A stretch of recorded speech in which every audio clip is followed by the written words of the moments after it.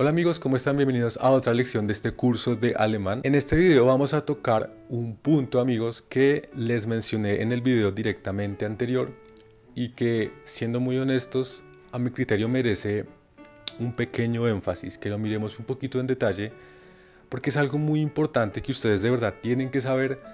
Todos los profesores y los exámenes de certificación se pegan de esto para ponerles trampas, porque para una persona principiante puede ser muy confuso y si ustedes no lo entienden bien, pues van a fracasar. Mi nombre es Esteban y esto es el intercambio de posiciones en alemán.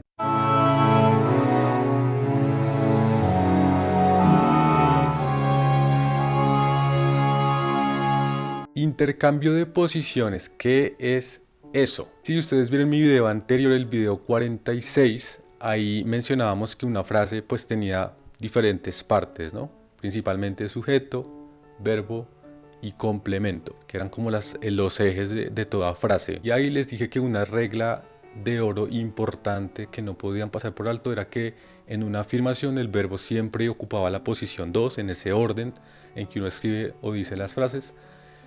Si era una afirmación, ¿no? Y si era una pregunta o un imperativo, el verbo iba de primeras. Era como la regla a tener en cuenta. Esto parece sencillísimo hasta que uno nota que esa libertad que se le da a las otras partes de la frase de ir en el orden que quieran, nos pueden abrir muchas posibilidades y nos pueden mostrar frases muy confusas. Miren por ejemplo esta frase, amigos. El señor Maya ha comprado una flor. Esta frase es tiempo perfecto, ha comprado, como ya lo hemos visto, y en alemán se diría así: Herr Maya hat eine Blume gekauft. Si identificamos las partes de esta frase, sabemos que el sujeto es el señor Maya, que se dice Herr Maya, ¿vale? En esta frase tenemos dos verbos, pero como les mencionaba en el video anterior, en este caso el que ocupa la posición 2 es el auxiliar, cuando hay así dos verbos por ser perfecto. Entonces es ese haben el que va en segunda posición, que acá es hat. Y el complemento sería, pues en este caso, el objeto acusativo. Eine Blume, una flor.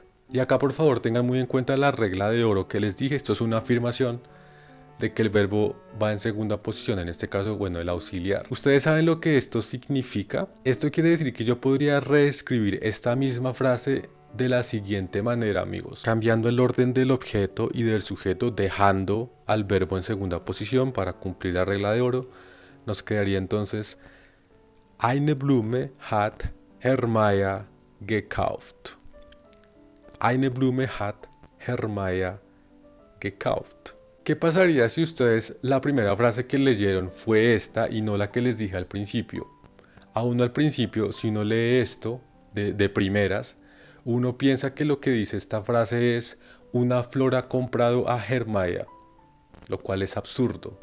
Pero si uno lee como uno está acostumbrado, de izquierda a derecha, tal cual como uno siempre le hablan, pues, y acá de hecho miren otro detalle, y es que el verbo, la conjugación del verbo también coincide con el objeto. ¿Se acuerdan que en el video anterior les di otro ejemplo en donde no coincidía la conjugación y por eso nos dábamos cuenta quién era el sujeto? Miren que aquí ni siquiera eso. En esta frase ambas cosas se conjugan con hat, son tercera persona. Entonces aquí tampoco la conjugación ayuda. ¿Cómo sabe uno aquí quién es el sujeto y quién no? Porque aquí uno podría decir: ah, no, pues gramaticalmente está bien, una flor ha comprado a Hermaya, ¿no? Le parece a uno sin saber. Primero que nada, amigos, tengan en cuenta que si esta frase fuera así, no se diría Hermaya, porque Hermaya es nominativo. Si fuera la flor la que compra a Hermaya, Hermaya sería un acusativo y por lo tanto se diría Herrn con terminación N. ¿Se acuerdan que eso era un caso especial que veíamos de los acusativos masculinos? Entonces ya de plano, si ustedes tienen un conocimiento profundo de los casos, ustedes se van a dar cuenta de ese tipo de detalles, ¿vale?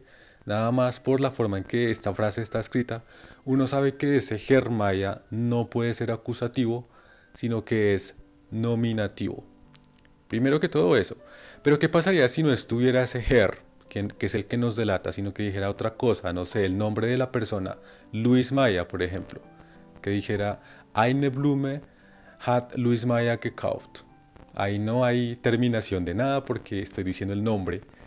¿Cómo sé que esta frase no significa una flor ha comprado a Luis Maya? Amigos, una simple y sencillísima respuesta. El contexto. Sí, el contexto. Es decir, depende de quién lo esté diciendo, en dónde lo esté diciendo, cómo lo esté diciendo. Yo sé lo que me está tratando de comunicar. Si me están hablando de una fábula animada en donde el protagonista es una flor, o donde la protagonista es una flor, ¿vale? Una flor que compraba personas. Entonces, tal vez sí tenga sentido que la flor sea el sujeto, ¿no? Eine Blume hat Luis Maya gekauft. Aunque esto es un poco como rebuscado, ¿no? Absurdo. Si en cambio no me dan ningún contexto, sino que es algo más general, ¿vale? No es ninguna fábula, no es ninguna película, ningún sueño, sino que es una frase más del común. Entonces uno por experiencia sabe que no es lógico que una flor compre a un hombre, sino lo contrario, que un hombre compre la flor. Y nada más con esa información ustedes ya pueden saber que el nominativo debe ser Luis Maya, es decir, el sujeto, y el objeto sería la flor, eine Blume. O sea, en esta misma frase, la que tiene el nombre escrito completo, podría ser nominativo o acusativo, podrían cambiar dependiendo del contexto, pero por experiencia, empirismo, por decirlo así, uno sabe que lo más probable es que Luis Maya sea el nominativo y la flor el acusativo. Bueno, yo no sé si me he explicado bien, pero ya empiezan a notar un poquito cuál es el problema con esto de los cambios de orden, que a veces se presentan como este tipo de ambigüedades en donde realmente el último recurso es entender el contexto de lo que me están diciendo porque la gramática en sí no siempre le da a uno la respuesta. ¿En qué otros casos tenemos problemas con el cambio de órdenes de las cosas, no? Lo que pasa, amigos, es que en alemán a veces eso que les estoy diciendo que es sujeto y eso que es el complemento, a veces son cosas muy largas, son cosas larguísimas, pero todo sigue siendo o el sujeto o el objeto. De hecho, noten que incluso a veces en el sujeto puede haber metida otra frase. Por ejemplo, si yo dijera, el hombre que dice que me quiere ha comprado una flor.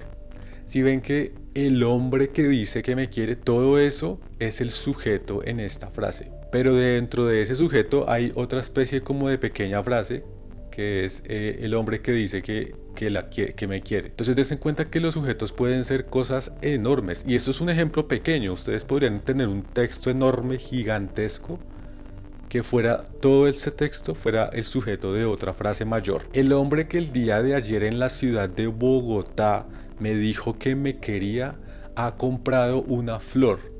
Miren que toda esa primera parte es el sujeto. ¿Vale? Y eso que estos son ejemplos en español.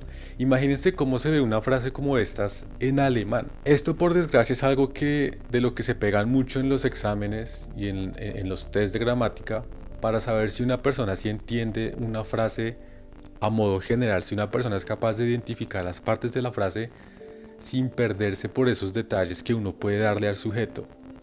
No voy a entrar todavía con esto de componer un sujeto así porque esto ya es un tema más avanzado. Lo que yo quiero es que ustedes se den cuenta que un sujeto puede ser mucho más largo de lo que ustedes creen y si ustedes no lo saben identificar bien, la frase ya ni siquiera la van a entender. Y esto por desgracia, amigos, se pone peor porque imagínense que el complemento también puede ser una cosa larga, no solo el sujeto. Yo puedo meterle al complemento lo que yo quiera, puede ser un texto enorme lleno de detalles y todo eso es la parte complemento de la frase. Siguiendo con el mismo hilo, por ejemplo, el hombre que el día de ayer en la ciudad de Bogotá me dijo que me quiere, todo eso es el sujeto, ha comprado, verbo, la flor que su hermana casi deja morir por falta de agua. Dense cuenta que la flor que su hermana casi deja morir por falta de agua, todo eso es el objeto, en este caso el complemento, que es la flor. Todos estos detalles se refieren nada más a la flor. Entonces, esta frase tiene, así de larga como la vemos, son solo tres partes: sujeto, verbo y complemento. Ahora imagínense esto en alemán y encima cambiando los órdenes del objeto y del sujeto. Es decir, poniendo primero la flor con todos estos detalles y luego el hombre con todos estos detalles. Obviamente uno lee eso de principiante y lo más seguro es que no va a entender absolutamente nada, porque en cada parte hay otra pequeña frase metida, eh, y la pregunta es sobre la frase general. Como les digo, todavía no hemos visto frases relativas, lo veremos pronto para que podamos construir este tipo de sujetos y este tipo de objetos como los de este ejemplo en español. Pero el punto de este video es que dense cuenta las posibilidades que el cambio de orden abre para confundirse al entender una frase. Así que resumiendo todos los tips que ustedes tienen que tener en cuenta para no confundirse cuando estén entendiendo y para producir sus frases es: 1. Muy importante, miren los casos en una frase, es decir, traten de identificar con su conocimiento quién es el nominativo, quién es el dativo, quién es el acusativo. Eso ya lo vimos, eso sí que lo pueden hacer, ya hemos visto todas esas terminaciones en detalle, los videos 17, 18, etcétera. Ahí saben. Entonces, nada más con que ustedes vean que algo termina en EM o algo así, o en EN, saben, bueno, acusativo, dativo. Entonces esto, como es uno de esos casos, no es el sujeto, porque si fuera el sujeto sería nominativo. Recuerden que esta regla es súper importante: el sujeto de una frase siempre va en nominativo. Entonces esta primera regla se refiere a eso: miren los casos, traten de identificar quién es el nominativo. En la mayoría de veces se puede. Este ejemplo que yo les di hoy con la flor es un ejemplo diseñado para que entiendan las ambigüedades que se pueden producir, pero la mayoría de veces no va a ser así. La mayoría de veces ustedes van a ver claramente cuál es el nominativo y ya con eso ustedes saben quién es el sujeto. La segunda cosa que tienen que mirar y que les va a decir muchísimo sobre la frase para que la entiendan es la conjugación del verbo que esté en la posición 2. Eso es vital. En la frase que yo les decía de la flor, ahí no funcionaba porque ambas cosas eran tercera persona, ¿no? Luis Maya y la flor, o sea, era como él y ella. Pero no siempre va a ser así, la mayoría de veces van a tener uno que sea primera persona y otro que sea otra persona o que sea plural. Y eso cambia la conjugación del verbo, porque recuerden que el verbo se conjuga con el sujeto. Entonces, esa conjugación les va a revelar quién es el sujeto. Blumen hat Luis Maya gekauft. Ahí no hay pierde porque hat solamente puede ser tercera persona, entonces aquí está clarísimo que fue Luis Maya el que compró las flores. Y el tercer punto que tienen que tener en cuenta es no confundirse con los detalles de cada parte. Recuerden en esa frase larga que les di en español, realmente solo habían dos cosas: había un hombre y había una flor, y el resto era como detalles de cada cosa, ¿no? Esto también puede pasar en alemán, entonces no se confundan, sino que tengan siempre en mente de qué se refiere cada cosa.